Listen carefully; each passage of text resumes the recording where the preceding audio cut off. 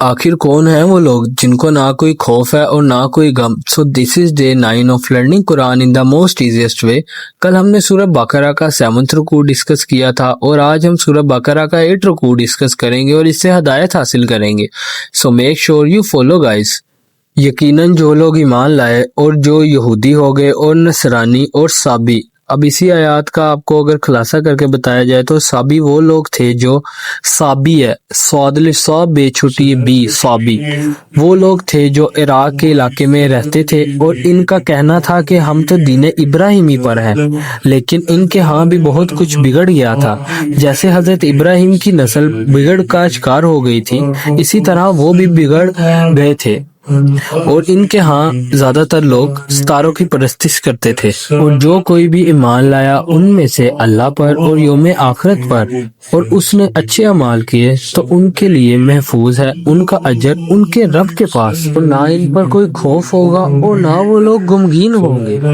اور ذرا یاد کرو جب ہم نے تم سے قول و قرار لیا اور تمہارے اوپر اٹھا دیا کوہ طور کو، پکڑو اس کو مضبوطی کے ساتھ جو ہم نے تم کو دیا ہے، اور یاد رکھو اسے جو کچھ کے اس میں ہے تاکہ تم بچ سکو۔ پھر تم نے روح گردانی کی اس کے بعد، یعنی جو میثاق شریعت تم سے لیا گیا تھا اس کو توڑ دیا۔ پھر اگر تم پر اللہ کا فضل اور اس کی مہربانی نہ ہوتی تو تم اسی وقت خسارہ پانے والے ہو جاتے، اور تم انہیں خوب جان چکے ہوگے جنہوں نے تم میں سے زیادتی کی ہفتے کے دن میں، تو ہم نے کہہ دیا ان سے کہ ہو جاؤ ذلیل بندر۔ پھر ہم نے اس واقعے کو یا اس بستی کو عبرت کا سامان بنا دیا ان لوگوں کے لیے جو سامنے موجود تھے، اس زمانے کے لوگ، اور ان کے لیے بھی جو اس کے بعد آنے والے تھے، اور ایک نصیحت اور سبق آموز کی بات بنا دیا اہل تقوی کے لیے۔ اب ہم انہی آیات کا تھوڑا خلاصہ کر لیتے ہیں کہ تمہیں خوب معلوم ہے کہ تم میں سے کون لوگ تھے جنہوں نے سبات کے قانون کو توڑا تھا اور حد سے تجاوز کیا تھا۔ یہود کی شریعت میں ہفتے کا روز عبادت کے لیے معین کر دیا گیا تھا، اور اس روز دنیاوی کام کاج کی اجازت نہیں تھی۔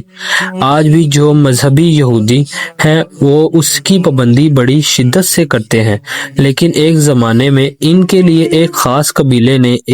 ایک شرعی حلیہ ایجاد کر کے اس قانون کی دھجیاں بکھیر دی تھی۔ اس واقعے کی تفصیل سورہ اعراف میں آئے گی، اور ان کی شکلیں مسخ کر کے انہیں بندروں کی صورت میں تبدیل کر دیا گیا، اور یہ تمام کے تمام لوگ 3 دن کے بعد مر گئے۔ تو یہ تھا سورۃ بقرہ کا 8 رکوع۔ کل ہم سورۃ بقرہ کا 9 رکوع ڈسکس کریں گے اور اس سے ہدایت حاصل کریں گے۔ So make sure you follow guys, اور آپ لوگ تمام لوگوں سے گزارش ہے کہ یوٹیوب چینل کو زیادہ سے زیادہ سپورٹ کریں، کیونکہ یوٹیوب کے اوپر زیادہ سے زیادہ